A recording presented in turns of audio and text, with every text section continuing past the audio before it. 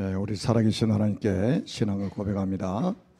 주는 그리스도시요 살아계신 하나님의 아들이십니다. 아멘. 제가 예수는 하면 여러분 그리스도 다시 한번 합니다. 예수는 그리스도. 아멘. 생각하면 생각할수록 아주 감사합니다.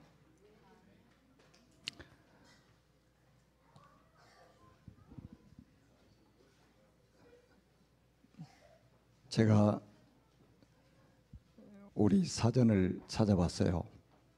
사람이란 어떤 존재인가? 우리 사전에 이렇게 나와 있어요. 생각하고 언어를 사용하고 도구를 만들어 쓰는 사회를 이루어 사는 동물이다, 이렇게 나와 있어요. 이거 아주 무식한 사람들이 만든 사전이 아니거든요. 정말로 엘리트 중에 엘리트들이 만든 것이 사전이잖아요. 겨우 한다는 말이 이렇게 정의를 내려놨어요. 그래서 제가 요즘에 이제 챗 GPT라고 또 유명하잖아요. 그 챗 GPT에게 물어봤어요. 사람이 뭐냐? 그러니까 우리 챗 GPT는 굉장히 이제 방대한 자료를 가지고 있어서 조금 더 세밀하게 아주 정확하게 이렇게 소개를 하고 있어요. 첫 번째가 뭐라고 그러냐면 정신적인 존재다. 그래서 생각하고 상상하고 감정을 느껴 자기 존재를 인식하고 삶의 의미를 묻는 유일한 존재다. 굉장히 근접했더라고요. 이제 우리 정신적인 존재란 말이에요. 그 다음에 두 번째는 도덕적인 존재다. 옳고 그름을 구별하고, 여러분 옳고 그름을 구별하죠? 그 다음에 책임감과 죄책감을 느끼고 용서와 사랑을 선택할 수 있는 존재다. 용서도 하고 사랑도 하고 할 수 있는, 선택할 수 있는 존재다. 세 번째는 관계적인 존재. 혼자서는 살 수 없고 누군가의 관계 속에서 자기 정체성을 찾는 것이다. 그 다음에 이제 네 번째, 뭐라고 답을 하냐면 영적인 존재다. 그 많은 이들이 단순히 육체 이상의 존재라고 느끼고 있다. 그러면서 뭐라고 하냐, 특히 기독교에서는 하나님이 자기 형상대로 창조하셨다고 믿는다. 여기서 아멘 나오네. 제일 마음에 드는 거예요. 그래서 여러분들이 챗 GPT에다 자주 질문을 하세요. 그러면 그 데이터가 업데이트 돼가지고 이게 좀 성경하고 아주 가까운 대답을 해줄 수 있게 돼요.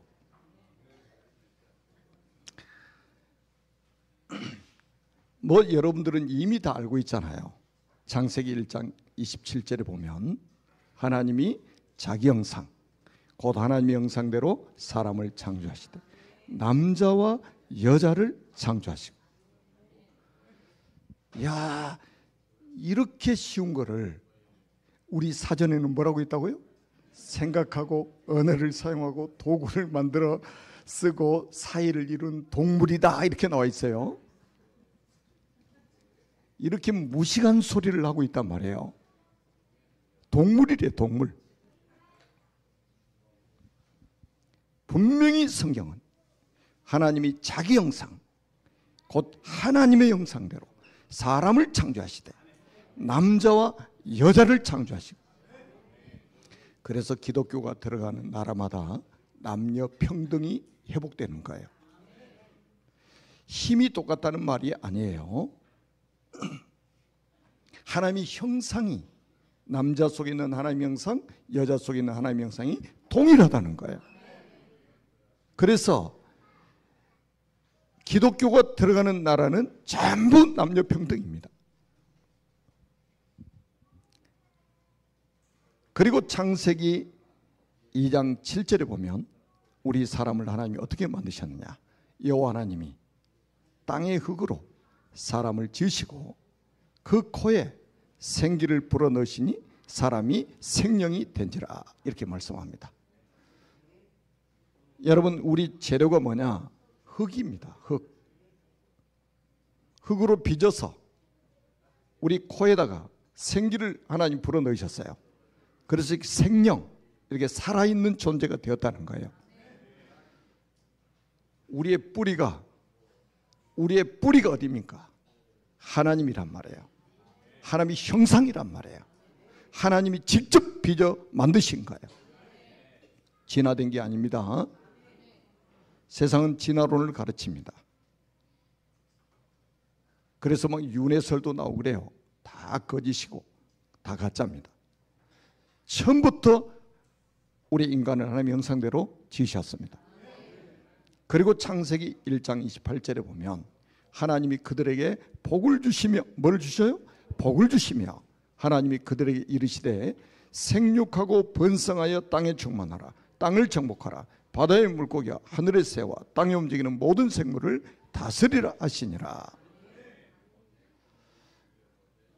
저는 예수 믿고 나니까 이 말씀이 믿어졌어요.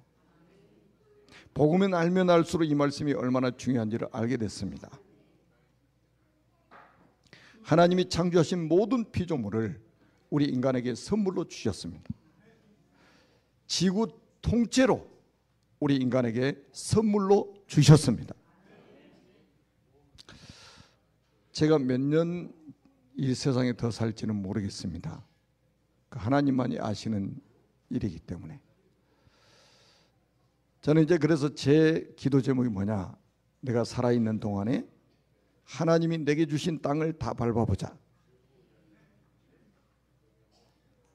여러분, 이 기도 제목 한번 삼아보셨습니까? 이 땅에 살아있는 동안에 하나님 내게 주신 땅을 다 밟아보자. 아멘. 그래서 우리 장로님들도 더 연세 드시기 전에 저하고 선교 현장도 한번 가실 준비를 한번 하시라니까요. 왜 주신 땅을 차지하지 않으려고 하십니까? 왜 하나님이 주신 땅을 방치하십니까? 땅 10,000평을 가지고 있는데 농사도 안 짓고 해마다 묵혀놓으면 무슨 소용이 있어요? 가서 씨를 뿌리고 가꾸고 해야 가을에 열매를 수확하고 그 기쁨이 우리에게 얼마나 크냐 이 말이에요. 아멘. 우리 인간은 하나님 외에는 섬길 대상이 없습니다. 전부 정복하고 다스리라는 거예요. 그리고 하나님이 창세기 2장 17절에 보면 최초로 우리 인간에게 언약을 주십니다. 선악을 알게 하는 나무의 열매를 먹지 말라. 너희가 먹는 날에는 반드시 죽으리라 그랬어요. 반드시 죽으리라. 그 말은 먹지 말고 살아야 될 것을 강력하게 말씀하고 있는 거예요. 그래서 생명 언약이라고 하는 것입니다.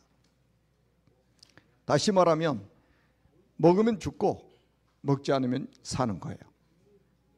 그게 이 생명 언약에 담겨 있는 메시지란 말이에요. 그런데 어떤 일이 벌어졌습니까? 창세기 3장에 보니까 어마어마한 사건이 벌어집니다. 창세기 3장 4절에 보면 뱀이 여자에게 이르되 너희가 결코 죽지 아니하리라. 너희가 그것을 먹는 날에는 너희 눈이 밝아져 하나님과 같이 되어 선악을 알 줄을 하나님이 아심이니라. 여러분, 뱀 속에 들어간 이 마귀 사탄이 하와를 미혹하는데 하나님이 금하신 선악과를 따먹어도 안 죽는다는 겁니다. 안 죽는다는 거예요. 진실입니까? 거짓입니까? 그러면서 너희 눈이 밝아져서 하나님과 같이 된다고 속였습니다.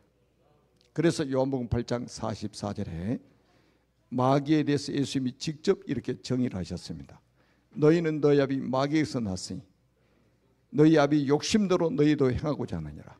그는 처음부터 살인한 자요 진리가 그 속에 없으므로 진리에 서지 못하고 거짓을 말할 때마다 제 것으로 말하나니 이는 그가 거짓말장이요 거짓의 아비가 되었습니다. 저는 이렇게 뉴스를 볼 때마다 얼마나 거짓된 정보들이 많이 있는지, 여러분 진짜 복음 딱 가지고 있으면요, 진짜 우리가 진리를 가지고 있으면 공부 안 해도 들으면 이게 거짓말인지 진실인지 알 수가 있어요. 이게 가짜인지 진짜인지 구별이 돼버리는 거예요. 그래서 이 사단이 이 하와를 무너뜨리고 했던 것처럼 지금도 거짓된 정보를 가지고 사람들을 사육하고 있다는 생각이 들었습니다. 요즘 여러분 인터넷 가지고 막 이런저런 정보들, 홍수처럼 쏟아지는 정보들 듣고 있죠. 잘못하면 속습니다. 여러분이 진리 안에 있지 않으면 속아요. 여러분이 진짜 복음의 사람이 아니면 속습니다. 사단은 거짓된 이론을 가지고 거짓된 정보를 가지고 지금도 사람들을 사육하고 있단 말이에요. 사육하고 있습니다. 죽지 않아. 먹으면 하나님과 같이 돼.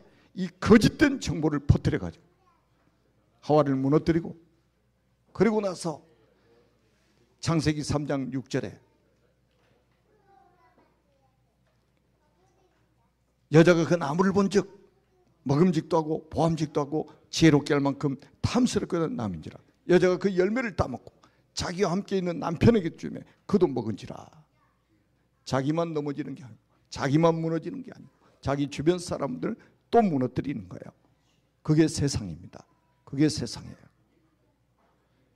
아니 지금 이 거짓된 정보를 통해서 선악과를 따먹고 자기와 함께 있는 남편에게도 줬단 말이에요. 뭐라 그냥 입 벌려 하고 콕 쑤셔 넣겠어요? 자기가 들은 정보를 그대로 전달했을 거 아니에요. 그래서 그 남편도 의심 없이 먹어버린 거예요. 그 결과 어떻게 됐습니까? 예, 여러분 선악과 먹으면 어떻게 된다고요? 누구의 말씀입니까?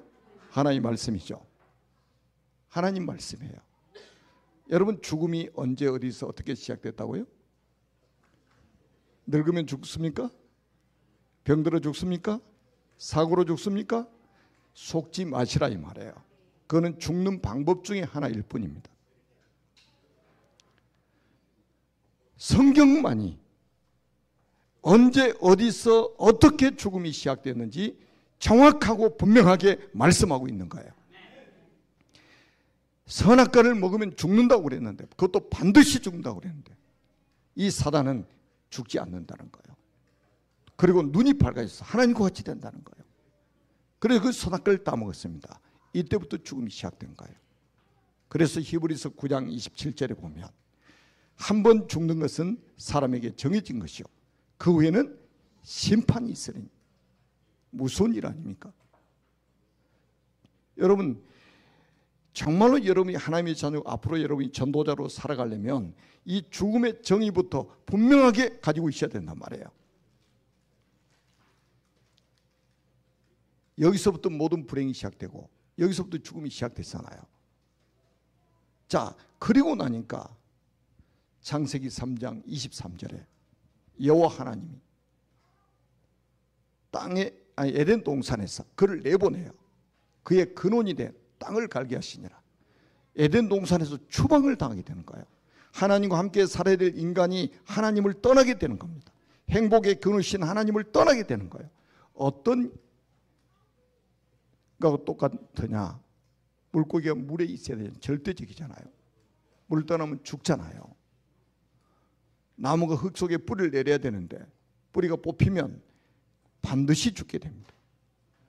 우리 인간이 하나님과 함께 살도록 창조되었는데 하나님을 떠나면 반드시 불행해지고 죽게 돼 있단 말이에요. 그래서 창세기 3장 23절에 하나님 에덴 동산에서 쫓아낸 거예요.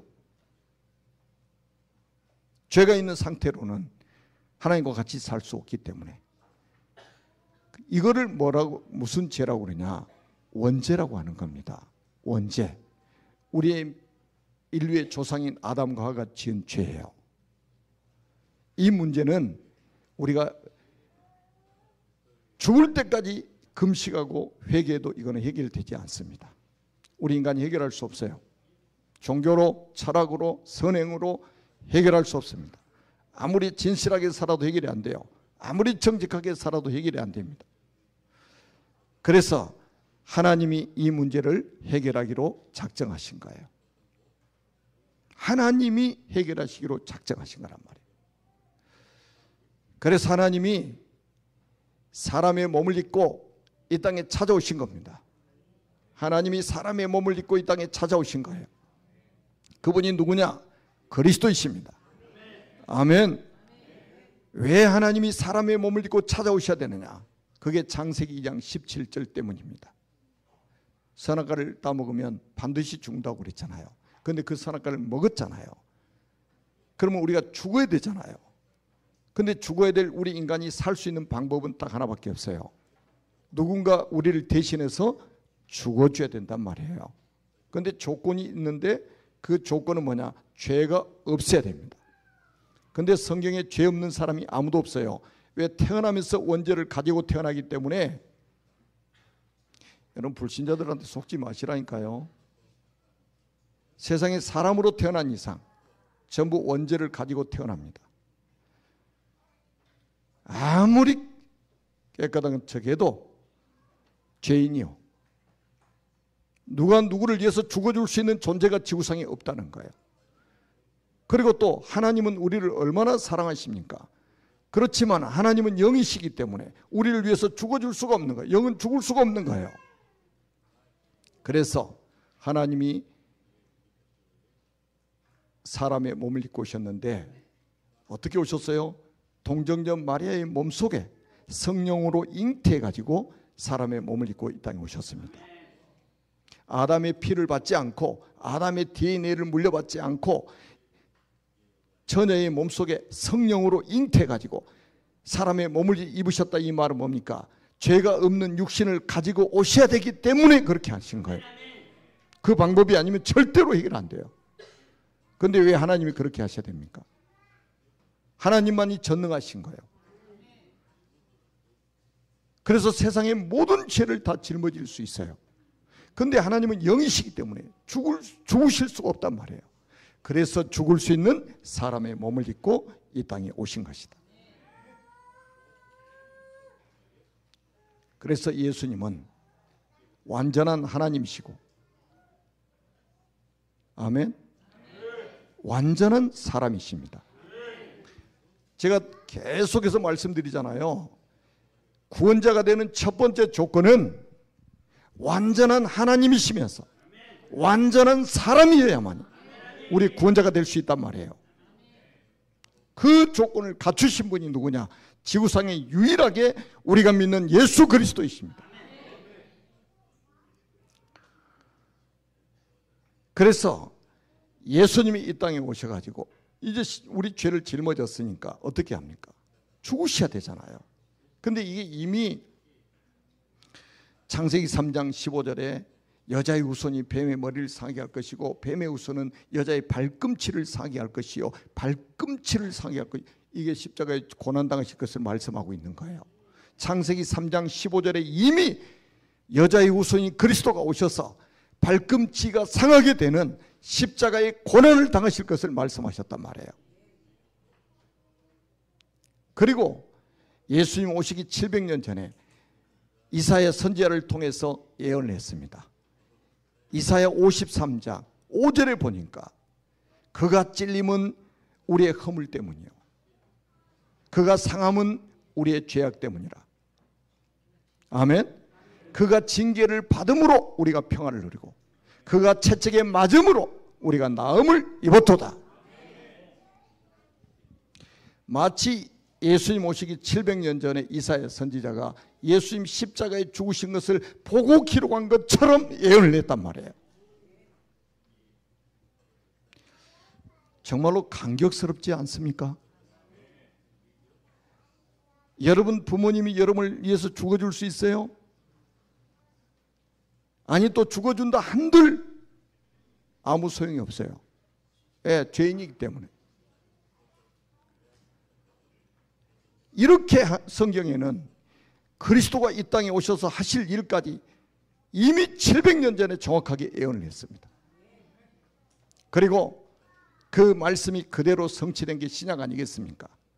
신약 성경 요한복음 1장 29절에 보니까 보라 세상 죄를 지고 가는 하나님의 어린 양이로다. 하나님의 어린 양 되신 그리스도가 세상 죄를 다 짊어지신 거예요. 2000년 전에 요단강에서 세상 죄를 짊어지신 거예요. 그리고 요한복음 19장 30절에 2000년 전에 십자가에서 갈보리산 십자가에서 마지막으로 하신 말씀이 뭡니까?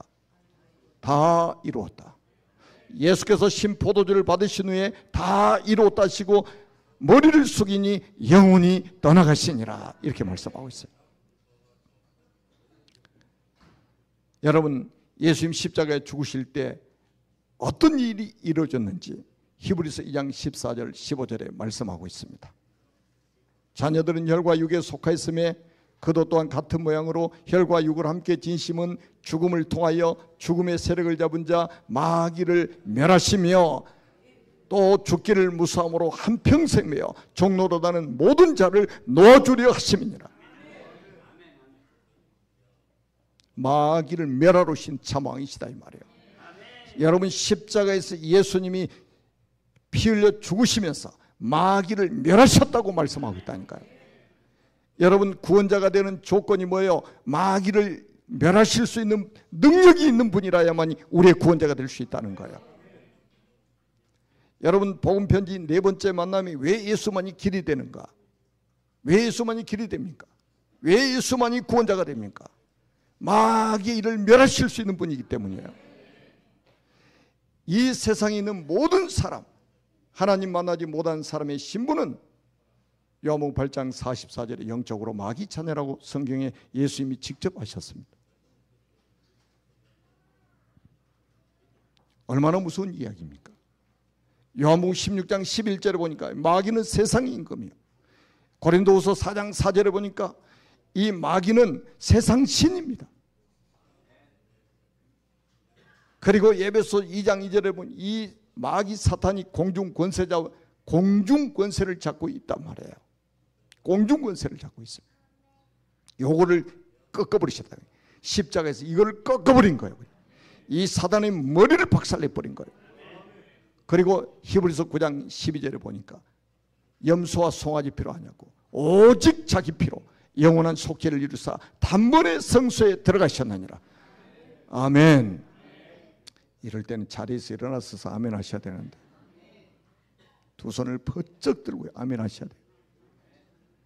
구약시대는 염소와 양을 잡아가지고 그 피를 가지고 우리 죄 문제를 해결했지만 그리스도가 이 땅에 오셔서 십자가에서 오직 자기 피로 영원한 속죄를 이루사 단번에 성소에 들어가셨느니라.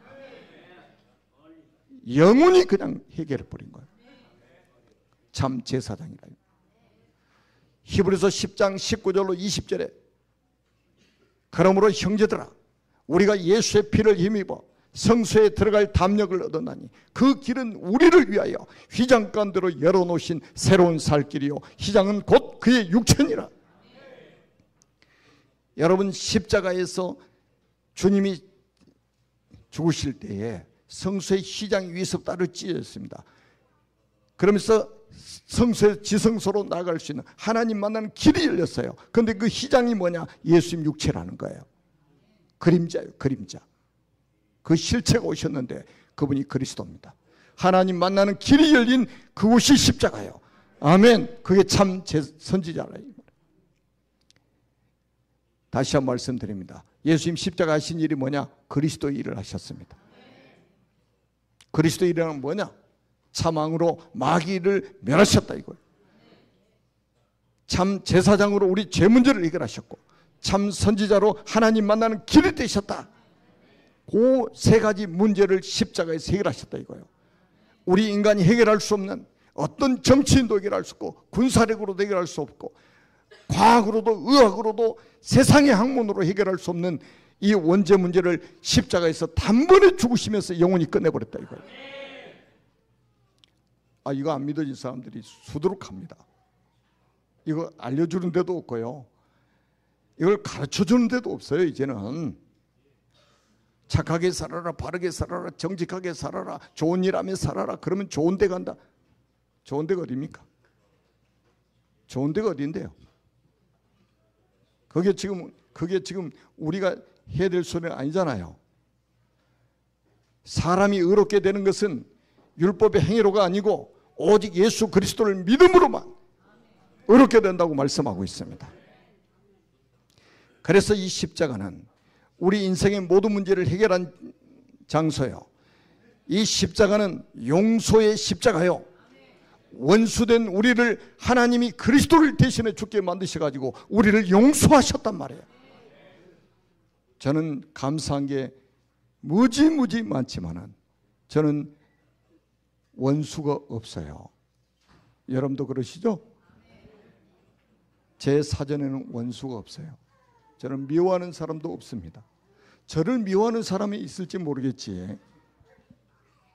그런데 저는 미워하는 사람 없습니다. 예수 믿고 나니까 미워할 사람이 없어. 용서 못할 사람이 없어요. 아니 우리가 하나님과 원수, 여러분 사람하고 다 지금 82억인가 기거든 지구상에 82억이 다 여러분 친구예요. 다 여러분을 위해서 여러분을 도와주는 사람이라고 해요. 그런데 하나님이 여러분과 원수라면 무슨 소용이 있겠어요? 그런데 반대로 지구상에 있는 모든 사람이 원수예요. 나를 미워해, 나를 죽이려고 해. 그런데 하나님이 나를 용서하시고 나를 자녀 삼으시고 나를 천국 백성으로 삼으셨다면 끝나는 거예요. 그리고 이 십자가는 뭡니까? 십자가는 뭐예요? 치유의 십자가입니다. 여러분 정말로 십자가를 경험하면 여러분 치유됩니다. 여러분의 상처가 치유됩니다. 여러분의 깊이 지금 뿌리 내려져 있는 상처들이 치유됩니다. 이 성경에 예언했잖아요. 그가 찔리면 뭐요? 그가 찔리면 우리의 허물 때문이요. 그가 상함은 우리의 죄악 때문이요. 그리고 그가 징계를 받음으로 우리가 평안을 누리고 그가 채찍에 맞음으로 우리가 나음을 입었도다. 치유의 십자가. 이거 경험하셨습니까?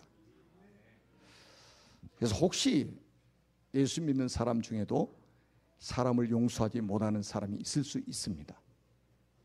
오늘 용서하세요. 여러분 용서받았잖아요. 여러분이 하나님의 사랑을 받았잖아요. 여러분 결국 사람을 미워하거나 사람을 용서하지 못하면 누가 손해보느냐? 자기 자신이 손해를 봅니다. 영적으로 굉장한 데미지를 입게 됩니다. 그리고 십자가는 모든 문제 해결의 십자가다. 로마서 5장 8절에 우리가 아직 죄인 되었을 때 그리스도께서 우리를 죽으심으로 우리에게 대한 하나님께서 우리에게 대한 자기의 사랑을 확증하셨느니라. 아멘. 이렇게 엄청난 사랑을 받은 게 저와 여러분입니다. 여기서 끝난 게 아니에요. 예수님이 십자가에 죽으시고 사흘 만에 다시 살아나셨습니다. 아멘. 다시 살아나셨어요. 이 부활을 감추려고 사단이 또 얼마나, 사단이 또 군인들, 그 십자가에 죽었던 군인들 있잖아요. 시켜가지고 뭐라고 하냐, 야야야 제자들이 훔쳐갔대, 시체를 훔쳐가 버렸대. 하여튼 이 사단은요 거짓말장의 아버지 아닙니까? 거짓말장의 생산자 아닙니까? 왜 거짓말에 속으면 안 돼요? 거짓말에 속으면 예수님 시체를 도난 받았습니까? 아니면 예수님이 기절했다가 깨어나가지고 어디 숨어버렸습니까? 여러분, 오늘 우리 읽은 본문 말씀을 잘 기억하세요. 예수님이 직접 이렇게 말씀하셨습니다. 나는 부활이요, 나는 부활할 것이요가 아니요, 나는 부활이요 생명이니. 이게 조건이에요. 나는 부활이요 생명이니 나를 믿는 자는 뭐를 믿어요? 부활이요 생명인 그리스도를 믿는 자는, 그 다음에 뭐가 온다고요? 죽어도 살겠고. 이야, 죽음의 문제 해결돼 버리는 거예요. 여러분, 부활의 주님을 믿는 순간에 여러분 죽어도 다시 삽니다. 아멘. 죽음의 문제가 해결돼 버려요. 그래서 예수 믿는 사람은 죽음을 두려워하지 않는 거예요. 나를 믿는 자는 죽어도 살겠고. 아이고, 몇 년 산다고 그 목숨이 아까워가지고 예수님 몰라요. 나는 예수님 몰라요. 예수님 사진에다 침 태태 받아 그걸 또 밟고 지나가고 살려고. 그렇게 인생을 초라하게 비참하게 살아갈 사람 되겠습니까? 우리를 구원하신 그분을. 그러면서 또 뭐라고 하냐? 무릇 살아서 나를 믿는 자는 영원히 죽지 아니하느니 이것을 내가 믿느냐? 아멘. 여러분 믿습니까? 아유, 우리 이상지사 성령 충만을 벌떡 일어나잖아. 요즘에 RT에서 공부하더니 더 충만해졌어.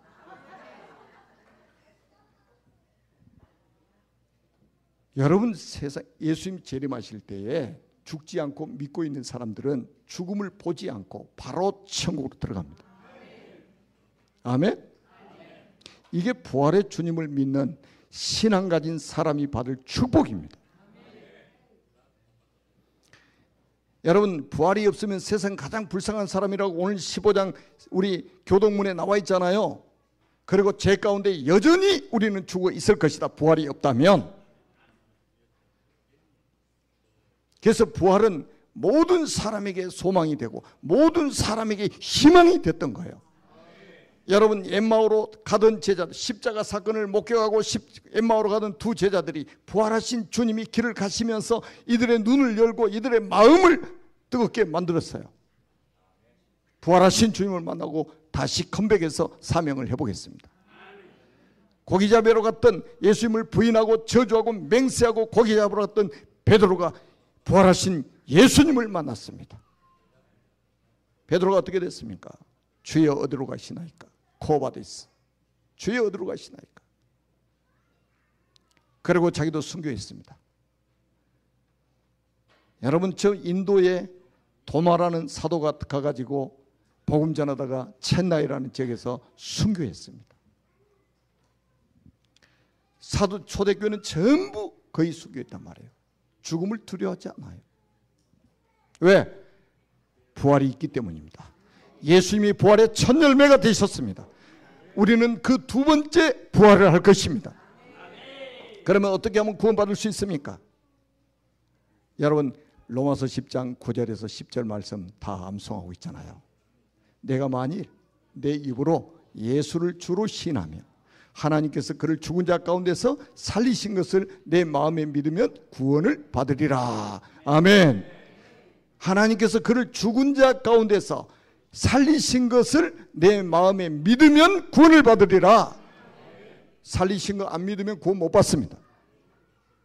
예수님의 부활을 믿지 않는 것은 구원이 아니에요. 지금도 많은 사람이 십자가는 믿는데 부활은 안 믿는단 말이에요. 그건 구원 아닙니다. 분명히 하나님께서 그를 죽은 자 가운데서 살리신 것을 내 마음에 믿으면 구원을 받으리라. 그러면 사람이 마음으로 믿어 의에 이르고 입으로 시인하여 구원에 이르느니라. 우리가 마음으로 믿어지면 우리 입으로 시인해야 됩니다. 시인해야 돼요. 요한계시록 3장 20절에 볼지어다 내가 문 밖에 서서 두드리노니 누구든지 내 음성을 듣고 문을 열면 내가 그에게로 들어가 그와 더불어 먹고 그는 나로 더불어 먹으리라. 아멘. 우리의 마음의 문을 놓고하실 때 우리의 마음의 문을 열고 요한복음 1장 12절에 영접하는 자고 그 이름을 믿는 자들에게는 하나님의 자녀가 되는 권세를 주셨으니. 아멘. 언제 영접하면 된다고요? 잠언 27장 1절에 너는 내일 일을 자랑하지 말라. 하루 동안에 무슨 일이 일어나는지 내가 알 수 없음이니라. 아멘. 내일은 우리 시간이 아니에요. 지금이 우리 시간입니다. 지금이 하나님이 우리에게 허락하신 시간입니다.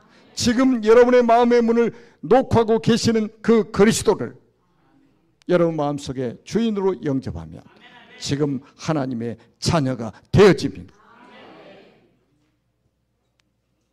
오늘 처음 나오신 분들이 계시는데 지금 이 시간에 저를 따라서 한번 입으로 시인해야 된다고 그랬지 않습니까? 마음으로 믿고 입으로 시인해야 된다고 그랬지 않습니까? 저를 따라서 한번 기도하도록 하겠습니다. 다 같이 우리 한번 고백합니다. 살아계신 하나님, 저는 죄인입니다. 마귀에게 속아 하나님을 떠나 여러 가지 문제로 불행하게 살았습니다. 지금 이 시간 제 마음의 문을 활짝 엽니다. 자망으로 마귀의 머리를 박살내시고 참 제사장으로 나의 모든 죄를 용서하시고 참 선지자로 하나님 만나는 길이 되신 그리스도를 제 마음속에 주인으로 영접합니다. 지금 성령께서 제 마음속에 들어오셔서 저를 하나님의 자녀로 삼아주시고 참 행복을 누리며 살게 하옵소서. 진리의 성령께서 저를 인도하시고 역사에 주옵소서. 저를 하나님의 자녀로 삼아주신 것을 믿고 감사드리며 그리스도이신 예수님의 이름으로 기도합니다. 아멘. 아멘. 예수님 어디 계십니까? 저를 따라서 한번 고백합니다. 나는 하나님의 자녀입니다. 하나님은 나의 아버지이십니다. 아멘. 자, 부활하신 그리스도를 만난 사람들을 통해서 부활하신 그리스도를 만난 사람들, 증인들을 통해서 하나님은 세계 역사를 움직이십니다. 그 대표적인 인물이 바울입니다. 사도행전 9장 1절로 15절에 부활하신 그리스도를 바울이 만났습니다. 바울을 통해서 세계사가 바뀌었어요. 여러분 1517년에 종교개혁했던 루터가 부활하신 그리스도를 만났습니다. 그래서 종교개혁을 해서 우리 개혁교회가 생겨났지 않습니까? 여러분 미국의 무디라는 사람이 구두 수성공이었는데 부활하신 그리스도를 만났습니다. 100만 명의 영혼을 하나님께로 인도한 사람이 되었습니다.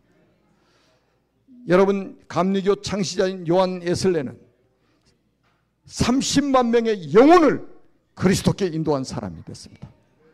아무것도 할 수 없는 것처럼 보이지만 부활의 주님을 만나면 사람 살리는 사람으로, 세상을 변화시키는 사람으로 하나님이 쓰신다 이 말이에요.